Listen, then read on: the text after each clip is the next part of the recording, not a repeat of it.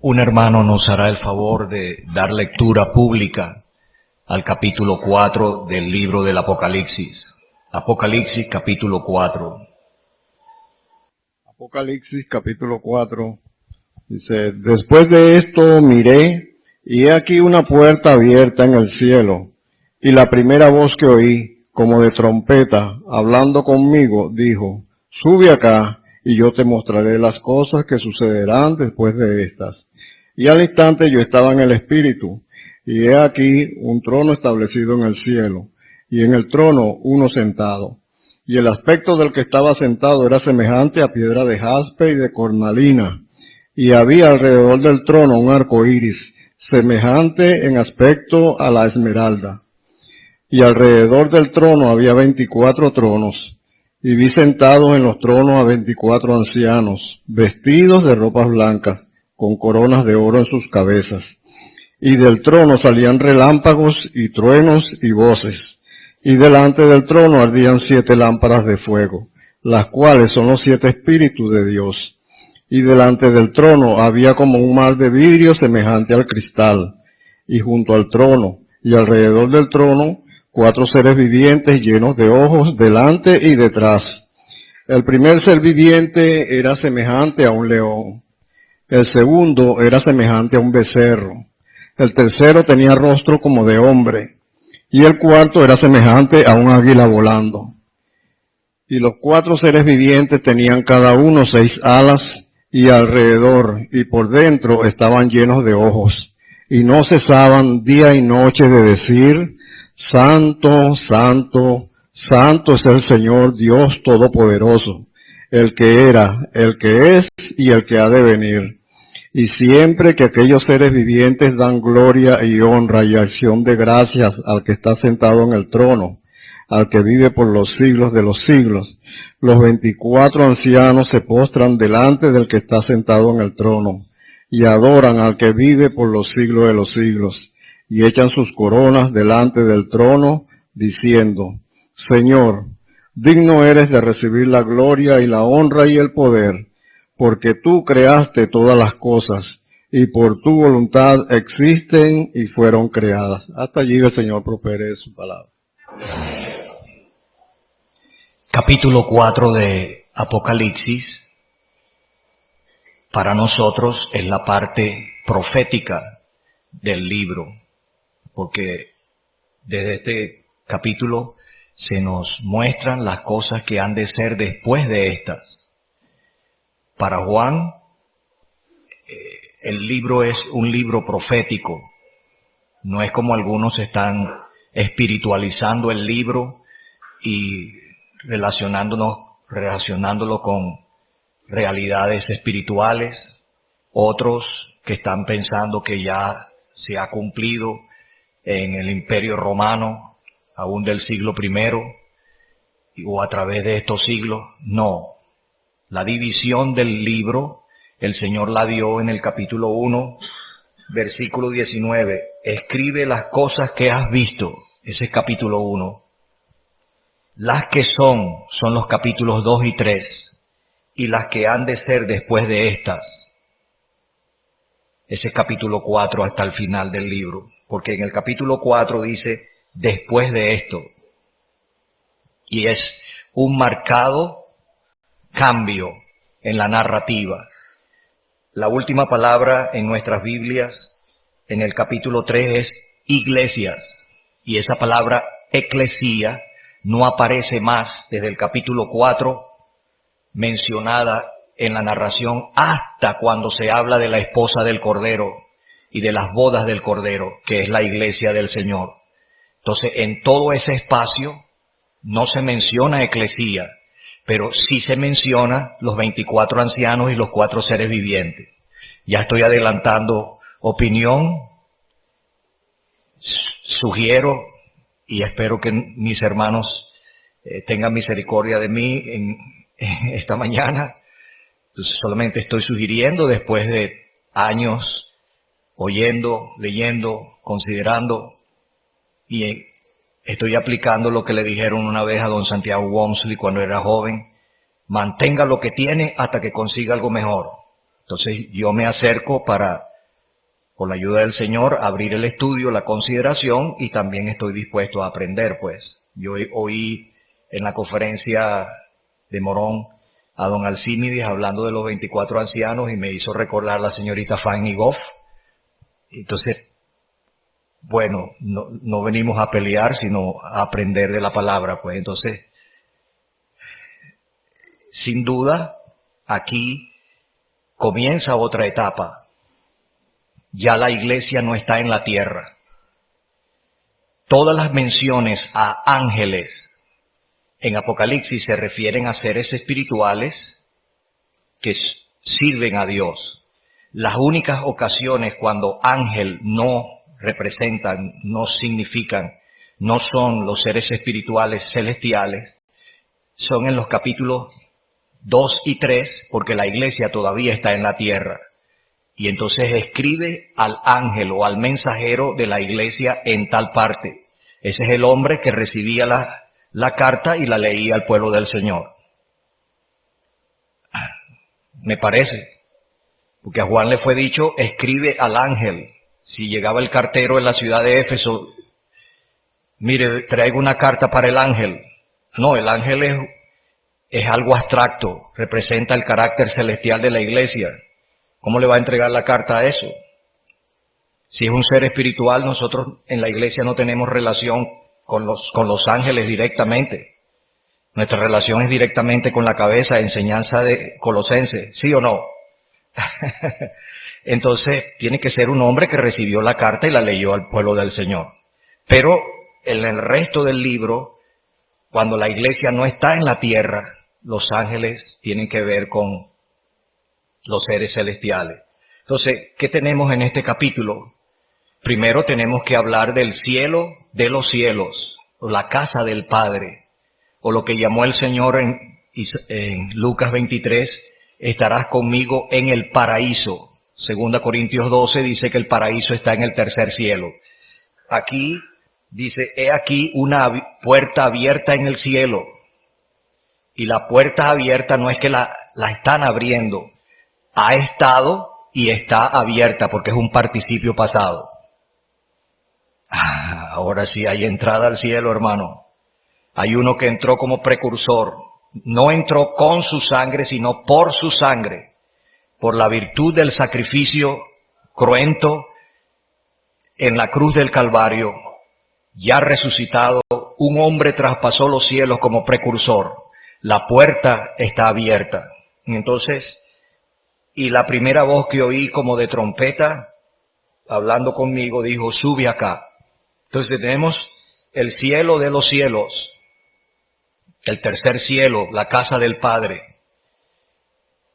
Tenemos también el centro de gobierno del universo, porque dice, versículo 2, y al instante yo estaba en el Espíritu, y he aquí un trono establecido en el cielo. Este es el centro de gobierno de todo el universo, hermano.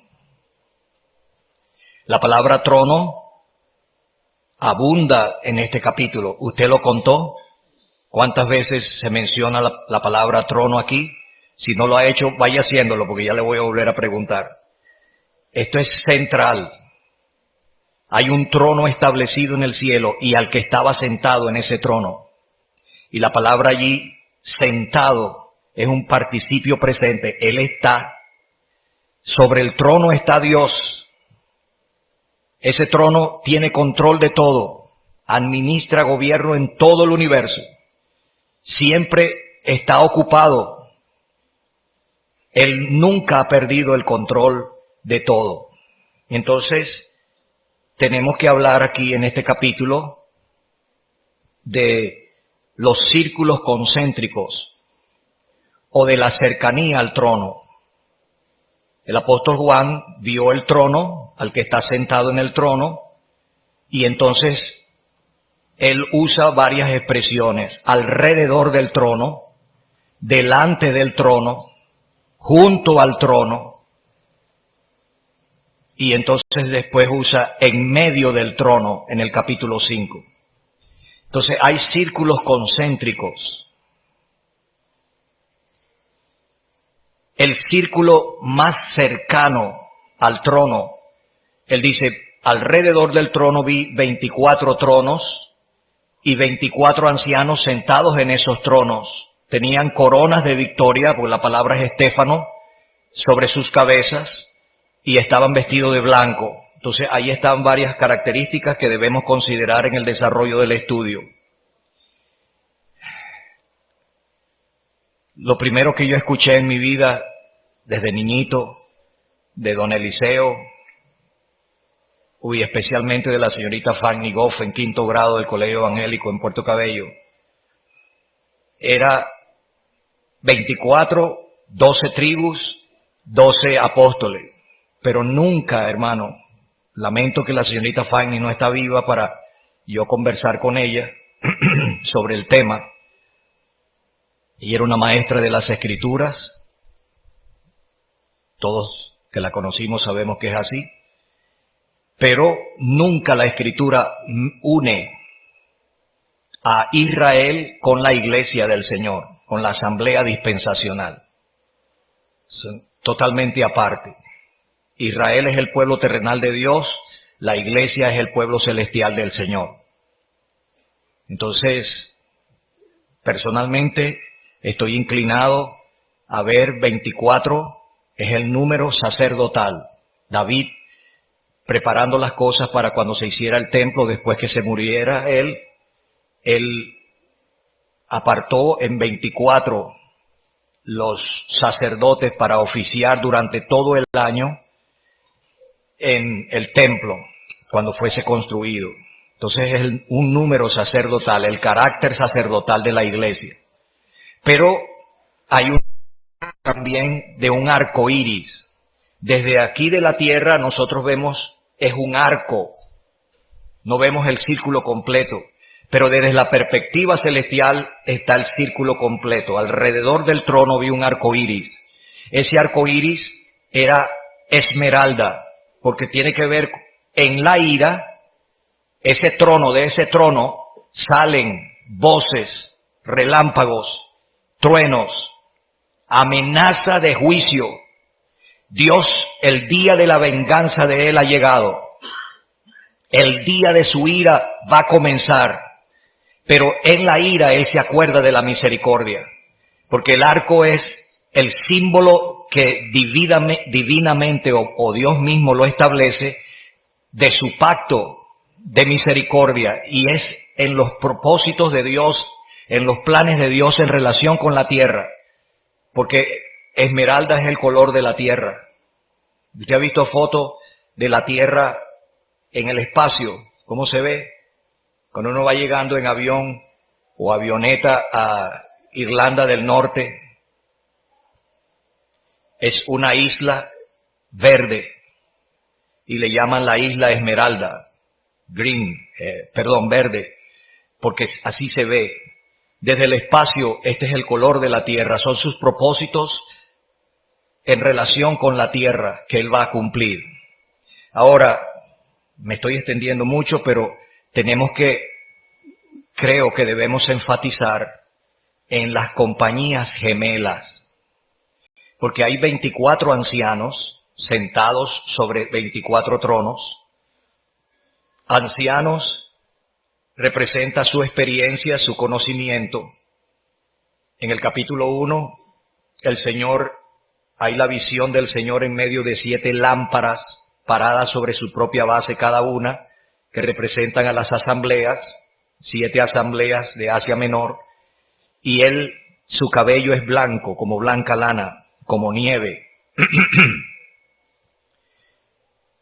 Ahora aquí hay 24 ancianos. ¿Por qué dice ancianos? Porque también tienen la experiencia, el conocimiento. Pero entonces tenemos 4 seres vivientes, no bestias, como se ve en Apocalipsis 13. El ser humano bestializado, animalizado, en su separación, en su rebelión y en su corrupción moral, su rebelión contra Dios. Lo máximo, el hombre de pecado, la primera bestia de Apocalipsis. Aquí son seres vivientes. Y entonces se mencionan las caras de estos seres. Y estos están cerca al trono, hermano. En medio, junto al trono y alrededor del trono, otro círculo concéntrico. Entonces, todo lo que hace un grupo, lo hace el otro. Estudie, léalo, vaya sacando la cuenta. Eso nos ha hecho pensar que son grupos gemelos. Porque aquí, la otra cosa que está en el libro es el cántico al Creador.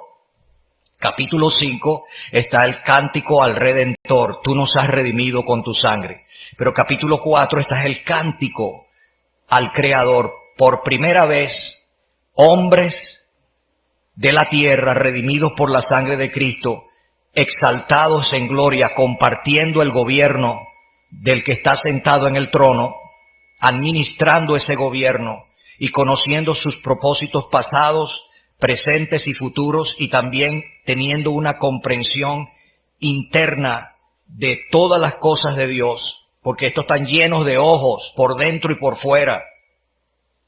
Bueno, los seres vivientes adoran al Dios creador, santo, santo, santo, continuamente. Esa no es porque Dios es 3 veces santo. Según Isaías 6, es la adoración al Dios trino. El Padre Santo, el Hijo Santo y el Espíritu Santo.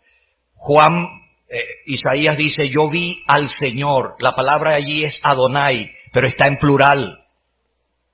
Él vio a uno, porque Dios es uno en esencia, pero es trino en existencia.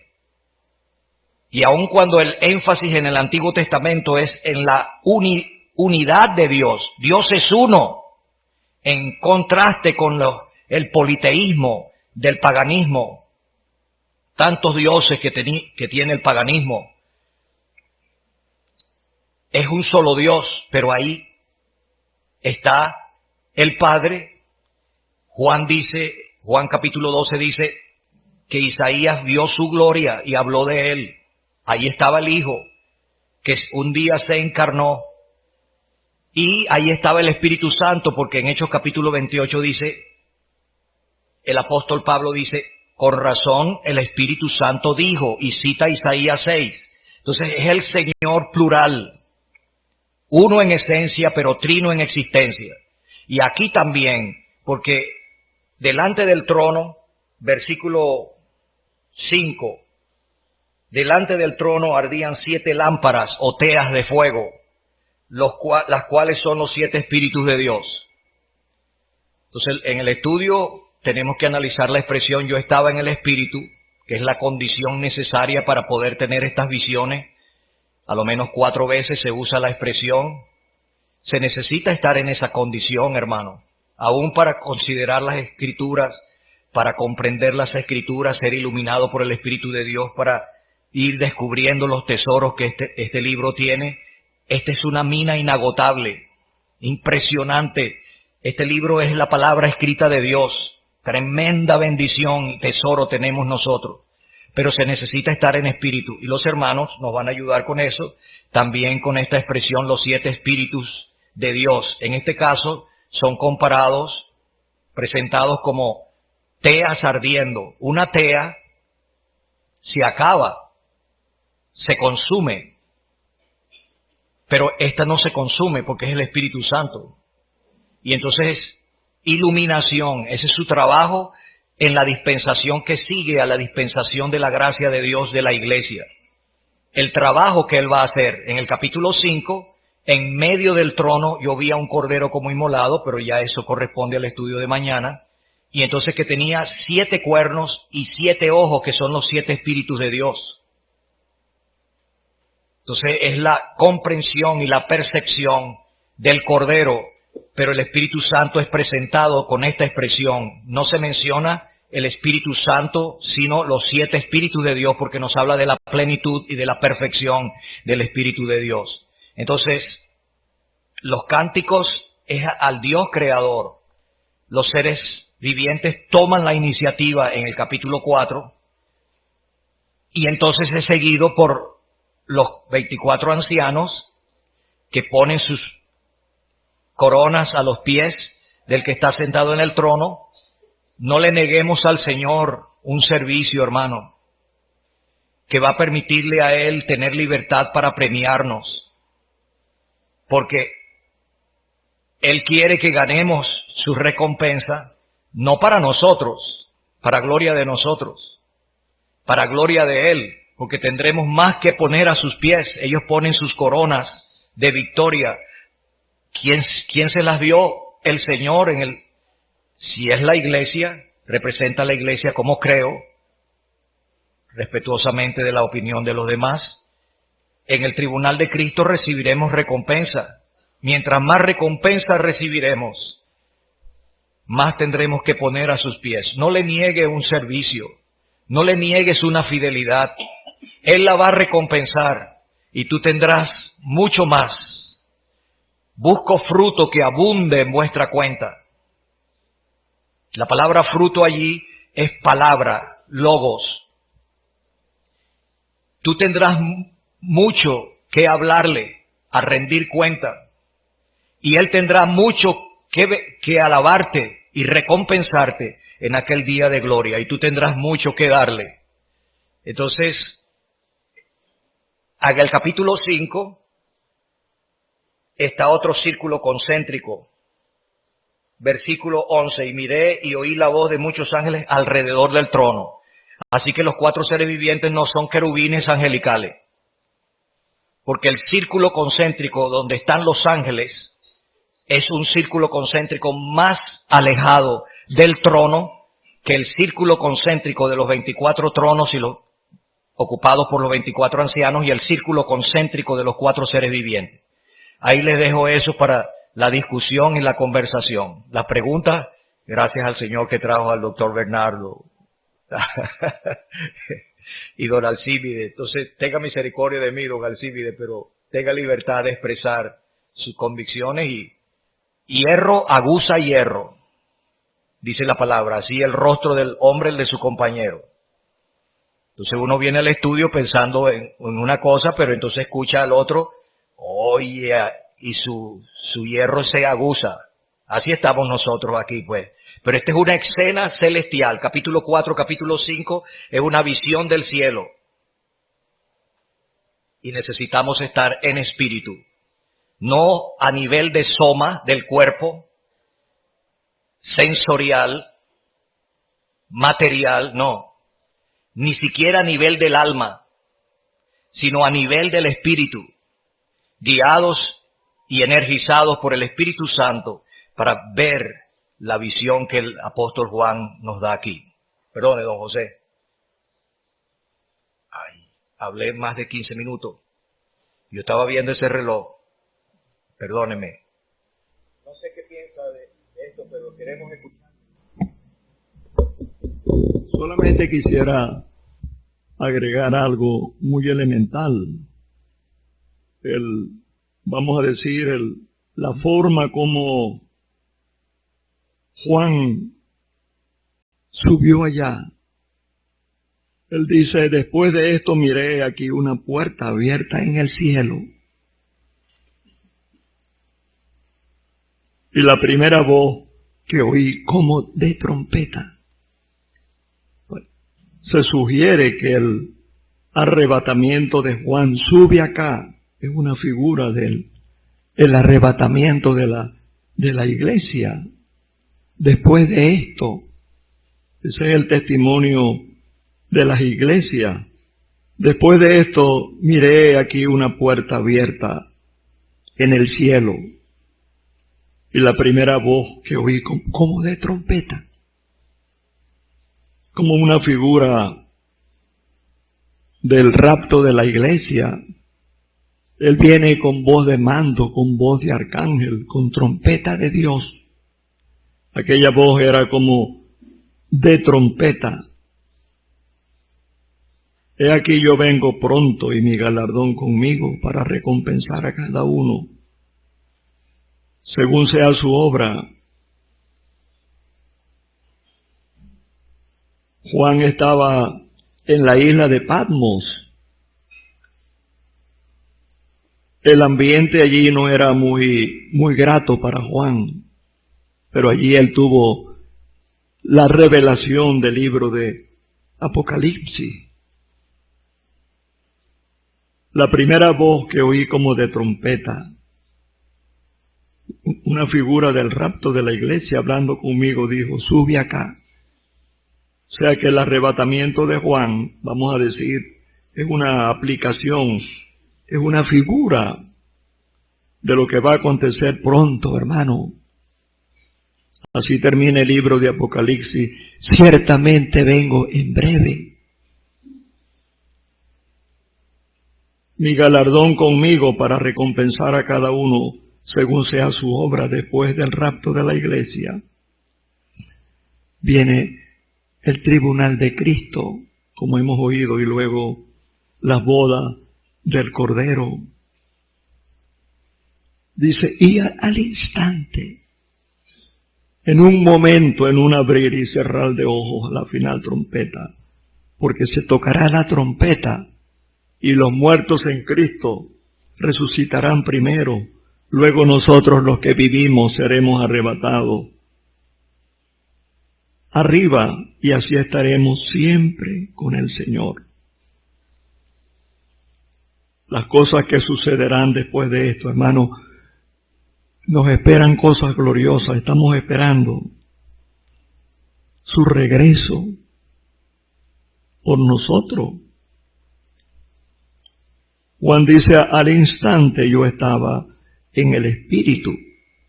Él estaba allí en la isla de Patmos, a pesar de el ambiente hostil, donde habían allí las lacras del imperio, los reaccionarios y los delincuentes. Él estaba allí en ese ambiente. Pero eso no perturbaba la devoción de Juan. Yo estaba en el Espíritu.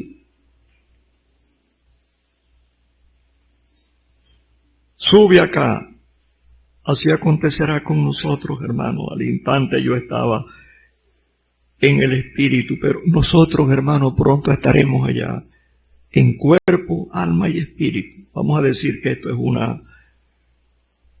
una figura muy, vamos a decir, muy leve de la realidad que está por delante. Nos vamos, hermano, nos vamos a mudar. Un trono establecido en el cielo. Está establecido allí, hermano, nadie lo puede mover. Los tronos y coronas de los monarcas, de los reyes, los magistrados, todo eso pasó a la historia, pero este trono está establecido en el cielo eternamente. Y en el trono uno sentado. Él ha vencido. Y él dice al final del capítulo, al que venciere le daré que se siente conmigo en mi trono. Está hablando del trono milenario, así como yo he vencido y me he sentado con mi Padre en el trono. Todo este tiempo Él está sentado con el Padre en el trono, pero Él va a reinar en la tierra después de el rapto. Bueno, hermano, yo no quisiera añadir más, algo muy elemental, pero aquí está el hermano Bernardo y otros hermanos, y otros harán preguntas. Adelante, hermano. Muchas gracias, nos complace estar acá, después de tanto tiempo, más de 4 años, ¿verdad?, sin conferencias. Gracias al Señor por haber permitido que se reanuden. Es un gozo compartir con tantos hermanos y vernos las caras. Bueno, ya se ha hablado de que el versículo 1 es como una figura. El libro de Apocalipsis se presta para algunas veces polémicas, pero indudablemente que uno no puede leer el versículo 1 sin pensar en el rapto. Pero en el versículo 2, donde se menciona el trono establecido en el cielo, como hemos oído, es el lugar desde donde se gobierna el universo entero. No hay nada que suceda en el universo que no se haya decidido en ese trono. En el Antiguo Testamento encontramos algunos destellos de ese gobierno, por ejemplo en el caso de Job, donde se estaban presentando los hijos de Dios delante de Dios. Entiendo que eso es del cielo. Y allí Dios estaba pendiente de la vida del ser humano aquí en la tierra y en particular de Job. Y en el cielo Dios estaba elogiando a Job. ¿No habéis visto a Job? Y entonces allí se decidió que Job pasara por esas pruebas. Primero perdiéndolo todo, su familia, sus haciendas, sus riquezas, y luego perdiendo su salud. Y yo no estoy tan seguro de que Job estuviera consciente de que todo estaba bajo el control de Dios. Dios no había perdido el control de las circunstancias. En el trono, él estaba, desde el trono, él estaba guiando las circunstancias. Y yo digo eso, hermanos, porque algunas veces uno puede caer también en una especie de desespero, de angustia por alguna enfermedad, por las condiciones del país, por las condiciones de la vida en que uno vive, pero Él está en el trono. Y precisamente esta mención del trono tiene que ver con los tiempos en los que este mundo va a vivir sus peores momentos. Porque lo que viene después del capítulo 6 y las condiciones en las que el mundo estará en el momento del rapto van a ser muy malas. Ahorita uno se angustia. Cuando uno piensa ya uno no piensa en los hijos, piensa en los nietos.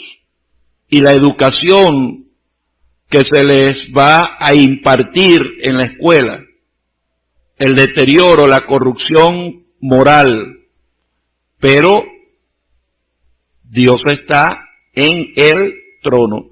El mismo apóstol no estaba preso, desterrado en aquella isla, pero el Señor estaba en el trono y le permitió ir allí para allí darle las revelaciones de este libro de Apocalipsis. Por lo tanto, este trono nos hace sentir un poquito de calma, de paz, de tranquilidad y de tener la certidumbre. Él está en el trono y Él es el que gobierna todo lo que sucede en el mundo. Y eso tiene no solamente que ver con la vida humana, la cantidad de cometas y meteoritos que están circundando por el mundo, por el universo entero y que algunas veces penetran aquí a la atmósfera terrestre, todo eso.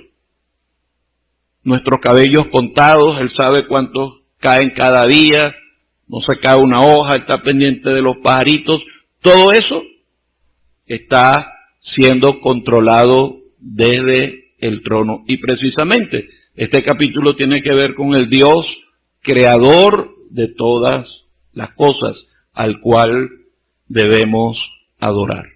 Mencioné, no hice alguna explicación del mar. Delante del trono está un mar, pero este mar no es como el mar de esta vida, de este mundo, o los mares de la tierra. Este es un mar de vidrio clarito, ahí nunca hay tempestad, nunca hay olas, no hay vientos rugiendo y además nunca hay oscuridad. Todo está claro ante el trono. Ese es para corroborar pues lo que acabamos de decir.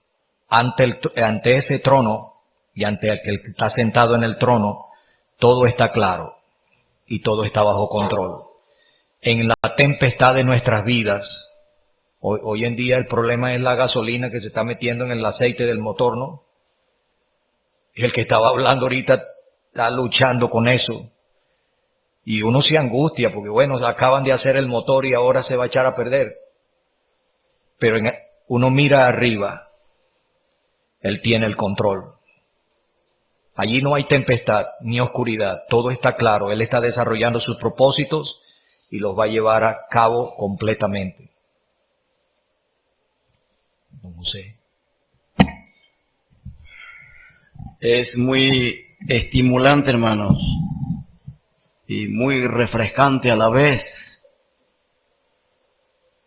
Es un tema que consuela nuestras almas en esta mañana, el saber que llegará aquel día glorioso, que el cielo será abierto otra vez. Recuerdo Mateo capítulo 3 y versículo 16, la ocasión que cuando el Señor fue bautizado allá en el Jordán, el cielo se abrió y el Espíritu Santo en forma corporal como paloma descendió sobre él.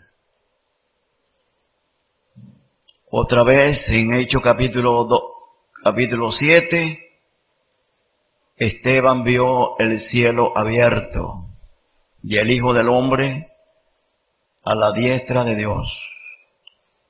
Aquí está el cielo abierto otra vez. Y hay otras ocasiones. Más adelante en capítulo 19, el versículo 11, el cielo estará abierto de nuevo. Aquí, hermanos, el cielo está abierto para dar la entrada a Juan en el Espíritu. Y es interesante esto. Juan en el Espíritu indica que no estaba en el cuerpo, ¿no? Estaba en el Espíritu, algo parecido como la experiencia del apóstol Pablo en 2 Corintios capítulo 12. Él también entró al tercer cielo, al paraíso de Dios en el Espíritu, y allí vio y allí oyó. Esto nos enseña, hermanos, que el espíritu humano conserva todas las facultades, como son la inteligencia, la razón, la conciencia, la memoria, todas se mantienen intactas en el espíritu. O sea, el alma y el espíritu fuera del cuerpo pueden ver, pueden oír, pueden sentir, pueden recordar. Y eso está muy claro en el Evangelio escrito por el doctor Lucas, capítulo 16.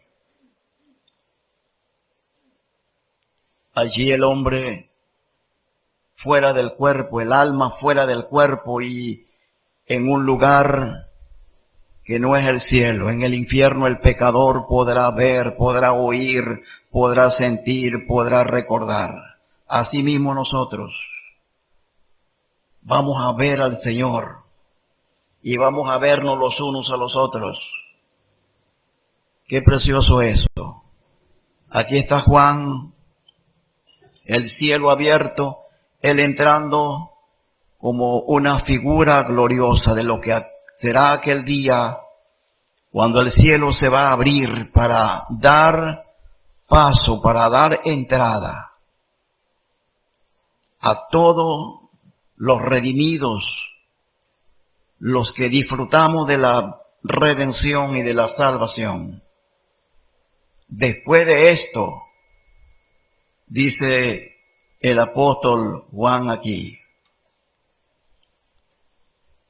la escena cambia de una forma abruptamente, de una forma repentina. Así como apareció y existió y nació la iglesia aquel día de Pentecostés, de una forma abrupta, así será aquí en este momento. Después de esto, a partir de aquí ya no existe más la iglesia aquí en este mundo. Lo que quedará en este mundo será la iglesia falsa, que no ni siquiera es mencionada como iglesia. Los grupos que forman la iglesia falsa quedará aquí. Y a partir de aquí, hermano, no se menciona más, como ha dicho don Samuel en la introducción, no se menciona más la iglesia en el transcurso del capítulo 4 en adelante, sino hasta el capítulo 19 y el versículo 7, donde aparece la iglesia como la esposa del Cordero. Qué precioso, hermanos. Esto nos consuela, esto nos anima, que valió el esfuerzo, especialmente de la obra de Cristo, porque si Él no hubiese muerto en la cruz, nosotros no existiéramos como iglesia. Si no hubiese muerto en la cruz, ni siquiera por dejarnos el ejemplo de una vida intachable e irreprochable como fue su vida aquí. Pero eso no fue lo que nos salvó. Porque si el grano de trigo no cae a la tierra y muere, queda solo. Pero si muere, lleva mucho fruto. Lo que nos da la seguridad de nuestra salvación y de nuestra existencia como iglesia es su obra, su muerte en la cruz. Me atrevo a decir, y espero estar en sintonía con mis consiervos, que tampoco fueron los sufrimientos antes de la cruz los que nos dan la garantía, la seguridad de la salvación y de la existencia como la iglesia. No fue el ejemplo de una vida ejemplar, no fue los sufrimientos que Él llevó antes de su muerte en la cruz. Fue su muerte. Con Cristo estoy juntamente crucificado, ya no vivo yo, mas vive Cristo en mí, el cual me amó y se entregó a sí mismo por mí. Eso es lo que nos da la garantía, hermanos, la seguridad. Su muerte, su resurrección. Porque si todavía estuviera sepultado, nosotros no existiéramos como iglesia. Su resurrección. Pablo dice, si Él no hubiera resucitado, en vano sería nuestra fe. En vano sería la predicación del Evangelio. El Evangelio no tendría ningún valor, ninguna importancia si no hubiese sido porque Él es la primicia de la resurrección. Otra razón por la que existimos nosotros como iglesia, no solamente su muerte, su resurrección, sino su ascensión al cielo. El Señor dijo a los discípulos, os es necesario que yo me vaya, porque si no me fuere, el Espíritu Santo no vendría. Así que ahí está otra razón por la que existimos como iglesia. ¿Por qué existe la iglesia aquí, ahora? Y que será recibida en el cielo, porque Él, habiendo resucitado, ascendió a los cielos. Y el Espíritu Santo vino aquel día de Pentecostés para bautizarla en el cuerpo que es su iglesia. De manera, hermano, que aquí está, a partir de aquí, no vamos a encontrar en los siguientes capítulos otra vez la iglesia, sino hasta el capítulo 19. El grupo que queda aquí en este mundo quedará para el juicio de Dios, que empiezan en el capítulo 6. De manera que el apóstol dice, después de esto miré aquí una puerta abierta en el cielo, y la primera voz que oí, como de trompeta, hablando conmigo, dijo, sube acá y yo te mostraré las cosas que sucederán después de esta. Una voz como de trompeta. La relacionamos con Primera Tesalonicenses capítulo 4, versículo 16. El Señor mismo con voz de mando, con voz de arcángel, con trompeta de Dios. Ese día, hermanos, los creyentes que están debajo de tierra resucitarán en cuerpos, con cuerpos nuevos, glorificados y nosotros los que estemos vivos, si el Señor llegara en esta mañana, los que hayamos quedado seremos arrebatados, arrancados y trasladados al cielo para encontrarnos con Él en el aire, y desde allí estaremos con Él para siempre. Nunca más estaremos separados el uno del otro. Nos quedan menos de 20 minutos. Entonces, ¿en qué sentido el que está sentado en el trono es semejante a piedra de jaspe y de cornalina? Jaspe es una piedra preciosa que tiene distintas coloraciones mezcladas, intermezcladas. Y eso representaría, ese es el misterio del trono, porque Dios es descrito aquí usando las figuras de piedras preciosas. ¿Qué lenguaje se puede usar para describir a Dios, hermano? Entonces se usa piedra de jaspe para representar los diversos atributos, perfecciones que hay en su persona, perfectamente mezclados, intermezclados, interrelacionados en esa sola persona, perfectamente. Pero cornalina es color rojo sangre, porque Dios aquí es presentado desde ese trono para administrar juicio sobre la tierra. Es su ira. De ese trono salen voces, truenos que anuncian una tremenda tempestad de juicio que viene sobre esta tierra. Entonces por eso sugiero yo sé que hay otra explicación sugerida por allí, pero no sé qué piensa el doctor Bernardo, pues. ¿Qué aprendió usted de la señorita Fanny? En hacer otra pregunta. Adelante, porque estamos atrasados. Sí. Siguiendo con las piedras preciosas, dice alrededor del trono un arco iris. Ahora, el arco iris se caracteriza por la diversidad de colores. Pero ¿por qué dice, es una referencia al arco iris o al que está sentado? Dice, y había alrededor del trono un arco iris en aspecto, semejante en aspecto a la esmeralda. ¿Cómo correlacionar estas figuras? Los Alcímides nos ayudan. Haga el favor, hermano. Usted tiene el control con la introducción. El control lo tiene el trono, lo tiene Dios. Es el trono de Dios.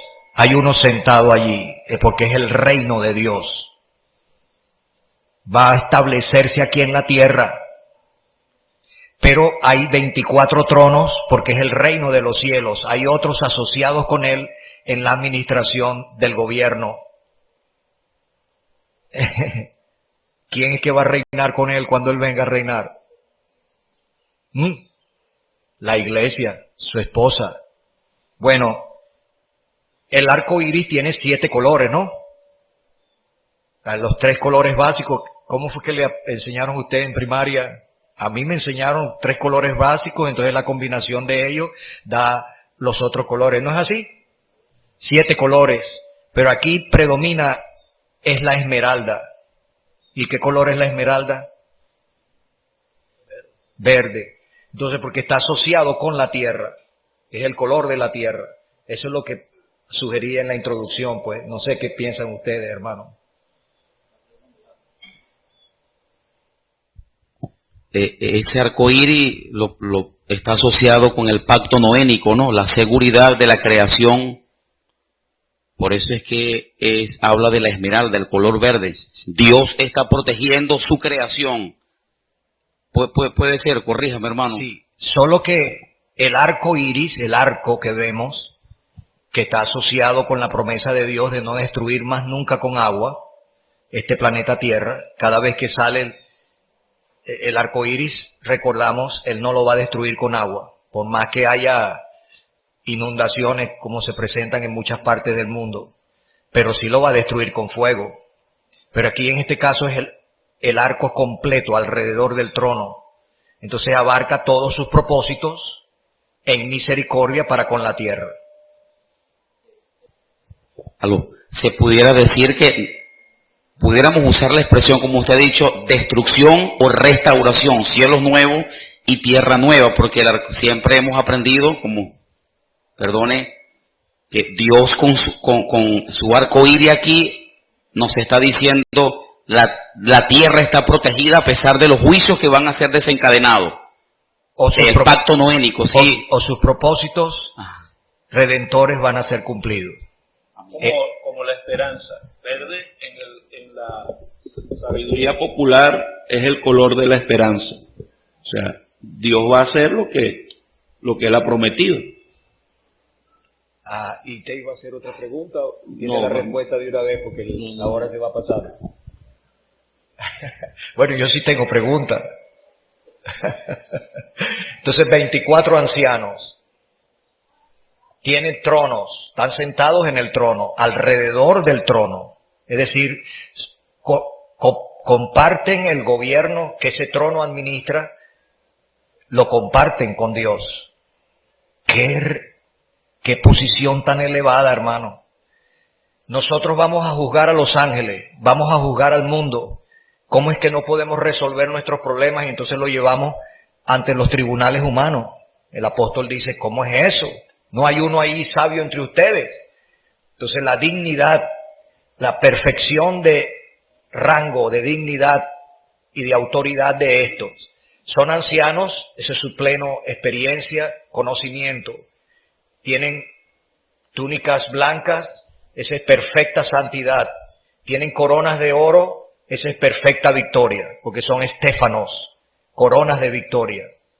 ¿Qué más vamos a decir de ellos? ¿Por qué 24? Porque para mí representa el número sacerdotal, el carácter sacerdotal de la iglesia. Pero entonces son 4 seres vivientes. Ese es el número universal. En los querubines de Ezequiel 1, cada querubín tenía 4 caras, 4 rostros, ¿sí o no? Corrígame si me equivoco. Pero aquí se necesita el conjunto de los 4 querubines para tener las 4 caras. ¿Y las 4 caras de qué son? Una tenía cara de león, el rey de la selva. El becerro ya no es el toro o el buey de Ezequiel 1, sino el becerro para indicar eterna juventud, para un eterno servicio. Porque el león representa majestad y otras cosas más, según las escrituras, y el becerro representa servicio constante. Como decía don Santiago Seward, el buey trabaja de sol a sol, de 6 a 6, todos los días de su vida, excepto el sábado, pues, para los judíos. Y al fin, su amo viene y lo sacrifica y se lo come. El Hijo del Hombre no vino para ser servido, sino para servir y dar su vida en rescate por muchos. Entonces, la otra cara es de hombre, como de hombre, para indicar inteligencia y simpatía humana. Es un ser humano. Y la otra cara es como águila volando. Bueno, ahí están los 4 evangelios. Ellos están perfectamente conformados en conjunto, colectivo, a la imagen del Señor Jesucristo. No sé si le gusta eso, pero no encuentro otra. Pregunto antes que el tiempo pase. Adelante, hermano, tiene 10 minutos para hablar. No, solamente preguntar si aquí el hecho de que ya los ancianos tienen coronas y las echan en el trono, ¿ya han pasado por el tribunal La iglesia ya pasó por el tribunal. Sí, lo que pasa es que no menciona el tribunal de Cristo, sino allá cuando empieza otra vez a hablar de la iglesia. Entonces eso representa el estado glorificado y por eso estamos viendo una figura del arrebatamiento de la iglesia en la acción del ser llevado en espíritu al cielo, al tercer cielo. No puedo decirle más, pero no me va a responder la pregunta en cuanto a los 24 ancianos y los 4 seres vivientes. Es la cercanía, hermanos, y en el capítulo 5, las 2 compañías gemelas están cantando el cántico nuevo. Todos tienen arpas y tienen copas de oro llenas de incienso, que son las oraciones de los santos. Tienen un carácter sacerdotal, pero también tienen un carácter gubernamental. Están asociados con el trono y dicen que tú nos has redimido con tu sangre de todo linaje, de todo pueblo, de toda lengua y de toda nación. Son seres humanos redimidos. ¿Y quiénes son los seres humanos redimidos que van a estar inmediato al trono? ¿Quiénes? Israel, los santos del Antiguo Testamento, los que van a convertirse en la tribulación y en la gran tribulación. No, la iglesia, la esposa del Cordero. Porque allí en la expresión de los 4 seres vivientes dice en medio, para hablar de la unión, porque capítulo 5, versículo 6, en medio del trono, ¿quién estaba? ¿Quién? Estaba uno sentado. El Espíritu Santo se ve en 7 lámparas de fuego ardiendo. Ese es el testimonio que el Espíritu Santo va a incentivar después del arrebatamiento de la iglesia. Pero ahora dice capítulo 5, versículo 6. ¿Cómo dice su Biblia, mijito? ¿Cómo dice? Entonces, los 4 seres vivientes están en medio, están asociados, están unidos con Él. Sin duda es la iglesia. Y redimidos. Ah, pero usted me dice, no, los manuscritos más antiguos dicen que les ha redimido. Mire, por favor, ¿usted conoce sobre los manuscritos antiguos? Casi el 90% de los manuscritos antiguos que conservamos son de origen bizantino, sobre los cuales está basada esta versión de 1960. Reina Valera, 1960. Casi el 10% de los manuscritos que tenemos son de origen alejandrino. Y entonces, ¿por qué se han conservado más? Primero, por las condiciones geográficas de esa parte del mundo donde han sido encontrados. Y segundo, porque eran los menos usados. Un manuscrito, mientras más se usaba, más se dañaba. Tenía que hacer copias y más copias y más copias y más copias. La Reforma no solamente fue Erasmo de Rotterdam. Hay 2 más antes de él, cercanos a él, pero antes de él, que escogieron el texto sobre el cual está basado esta traducción. Y me llama la atención que en esos manuscritos que dicen que son más antiguos, nunca hay un texto completo del Nuevo Testamento o de todas las Escrituras. Cuando aparezca un texto completo de todas las Escrituras de todo el Nuevo Testamento, y si allí no aparece estas expresiones, bueno, yo lo aceptaría. Esa es la posición, porque estoy conociendo de textos y de manuscritos desde que tenía 16 años, que el don Santiago Wamsley me trajo un día en respuesta a una pregunta que le hice. Estábamos predicando a las afueras de Valencia, y entonces le hice una pregunta y al día siguiente me trajo 5 textos griegos del Nuevo Testamento y me dejó 3, me regaló 3. Lo tengo en la casa en Carúpano y quisiera tenerlos conmigo. Todo ese poco el libro que tengo allá y mis notas que se quedaron. Bueno, tenemos que andar como el camello de lo que está reservado ahí en el lomo. Pero, ¿sabe, hermano? En esos textos está, si usted elimina de las Escrituras como sugieren, no, esto no está en los más antiguos manuscritos. Estoy tomando tiempo para hablar de eso, para ayudarnos a tener confianza en la traducción que tenemos. Es perfectible, hay algunos detalles que pueden ser mejorados, pero es la mejor traducción que la Septuaginta. ¿Y qué es la Septuaginta? La versión de los 70. ¿Y qué es eso? Es una traducción de las escrituras hebreas al griego, y es la que usa el Señor Jesucristo en el Nuevo Testamento y la que usa el Espíritu Santo en el Nuevo Testamento. ¿Por qué no cita el Espíritu Santo las escrituras del hebreo? Porque Él no quiere que estemos hablando hebreo. Por ahí hay unos que están engañando a otros y naufragando en la fe. Están varios de las asambleas que han sido puestos fuera por falsa doctrina, porque quieren obligarnos a hablar hebreo. No dice Jesús, sino Joshua. ¿Cómo es que se pronuncian? Ya usted sabe, ¿no? No se deje engañar por eso. El Espíritu Santo no quiere que estemos hablando hebreo. Él cita es la traducción al griego en el Nuevo Testamento de las escrituras hebreas. ¿Qué le parece? ¿Quieren ser más sabios que el Espíritu Santo? Bueno, en esa, si usted elimina todas esas porciones, elimina a lo menos 10 o más porciones que hablan de la deidad del Señor Jesucristo. En el siglo II y en el siglo III, en el siglo I al final ya había la acción de los herejes que estaban negando la deidad del Señor Jesucristo. ¿Se acuerdan? Primera de Juan, segunda de Juan. Si no tiene la doctrina de Cristo, no le recibáis en casa ni le digáis bienvenido. No tenga comunión con esos falsos. No, ellos no conocen al Padre, no han nacido de nuevo, no son hijos de Dios. No conocen al Padre ni al Hijo, no son salvos. Bueno, me llama la atención porque había mucha herejía que negaba la deidad del Señor Jesucristo. Pero gracias a Dios por esa. Así que cuando usted esté leyendo su Biblia, gócese. Tiene una buena traducción. Le animo. Entonces, mientras no aparezca un texto completo donde aparezca eso, yo voy con la mayoría de los manuscritos, que eran los más usados desde el siglo I, siglo II, siglo III, por todos esos siglos. En la Reforma se usó estos manuscritos que son la base de esta traducción que tenemos.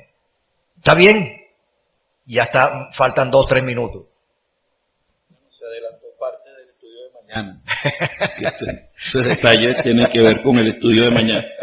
Ahora, los ancianos y los 24 ancianos y los 4 seres vivientes, por lo que estamos oyendo, es una representación de la iglesia. Entiendo eso, ¿no? Es lo que estoy sugiriendo. Sí, una figura.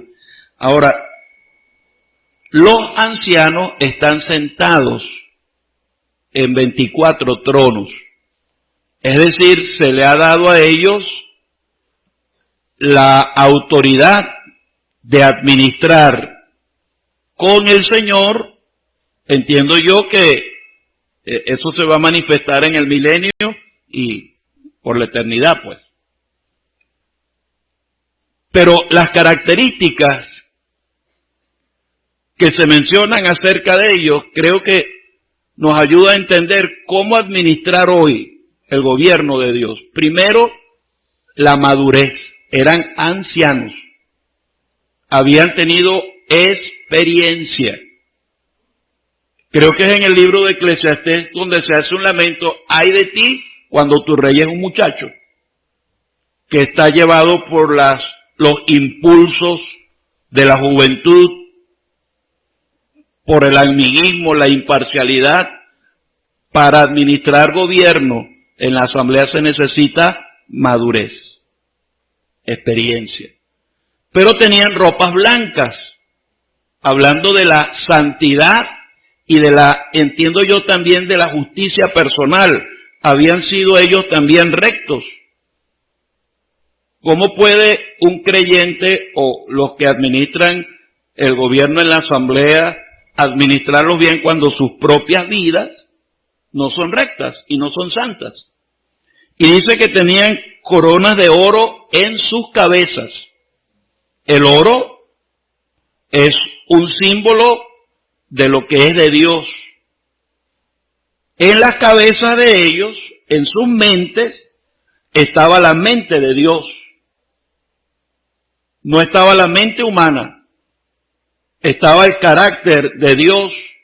¿Por qué se administra el gobierno? Buscando la santidad de Dios, la gloria de Dios y el uso siempre de las Escrituras.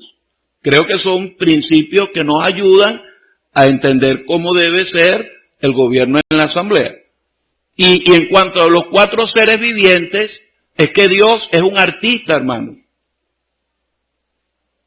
Y todo artista refleja en sus obras lo que Él es.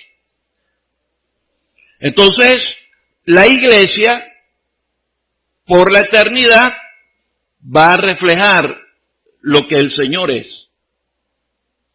Como león, como becerro, como hombre, como águila. No da tiempo, pero las características de estas caras es una forma de mostrarnos cómo es el Señor, lo que Él es.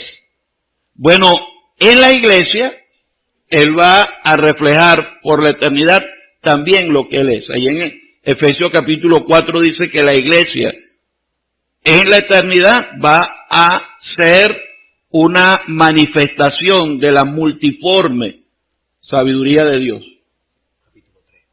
Capítulo 3.